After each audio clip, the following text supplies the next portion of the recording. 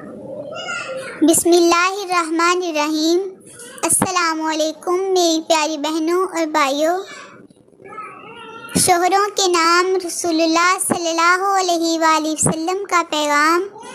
نبی اکرم صلی اللہ علیہ وآلہ وسلم نے ارشاد فرمایا، بیویوں کے بارے میں اللہ سے ڈرو، کیونکہ تم نے اللہ کی امانت کے ذریعے انہیں حاصل کیا ہے، یعنی ان کے حقوق کی ادائیگی کا جو عہد اللہ نے تم سے لیا ہے، اسی کے مطابق عورتیں تمہارے پاس آئی ہیں، اور اللہ کے کلام یعنی قرآن میں موجود نکاح کے احکام کے ذریعے ان کو تم نے اپنے لیے حلال کیا ہے۔ حضرت موسیٰ علیہ السلام اور ان کی اہلیہ سفر پر تھے۔ اہلیہ حمل سے تھی اور انہیں سردی محسوس ہو رہی تھی۔ حضرت موسیٰ علیہ السلام نے یہ دیکھ کر ان سے ارشاد فرمایا، تم یہیں ٹھہرو، میں نے ایک آگ دیکھی ہے، شاید میں اس میں کوئی شعلہ تمہارے پاس لے آؤں۔ القرآن سورہ طٰہٰ۔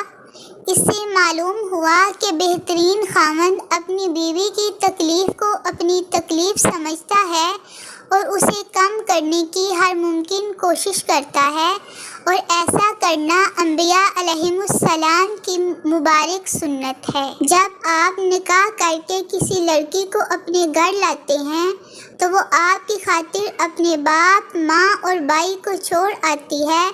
اب آپ کا فرض بنتا ہے کہ آپ اپنی اہلیہ کو ماں، باپ اور بھائی کی کمی کبھی محسوس نہ ہونے دیں۔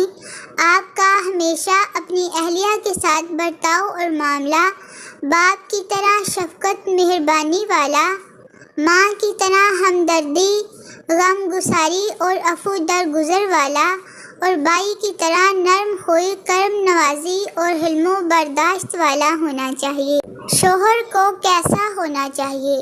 شوہر کو ایسا ہونا چاہیے کہ وہ بیوی کو دین کی بنیادی باتیں سکھائے یا اس کا اہتمام کرے، اس کے ساتھ حسن سلوک سے پیش آئے، نرمی کے ساتھ گفتگو کرے، ممکن ہو تو گھر کے کام کاج میں اس کا ہاتھ بٹائے، جیسا خود کھائے ویسا اسے کھلائے، اسے برے الفاظ نہ کہے، اس کے عیب چھپائے۔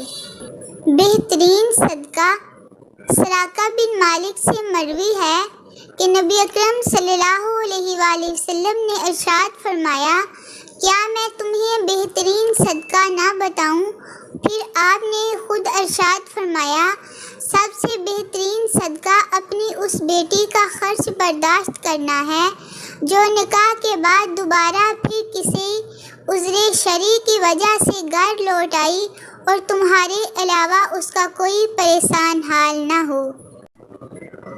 میرے نہایت قابل احترام بھائیوں اور بہنوں، آپ سے گزارش ہے کہ اگر آپ نے میرے چینل کو سبسکرائب نہیں کیا تو اللہ کی رضا کے لیے چینل کو سبسکرائب کر لیں، ویڈیو کو لائک کر دیں۔ اللہ تعالیٰ آپ کو دنیا و آخرت میں کامیابی عطا فرمائے۔ آمین ثم آمین۔ اللہ حافظ۔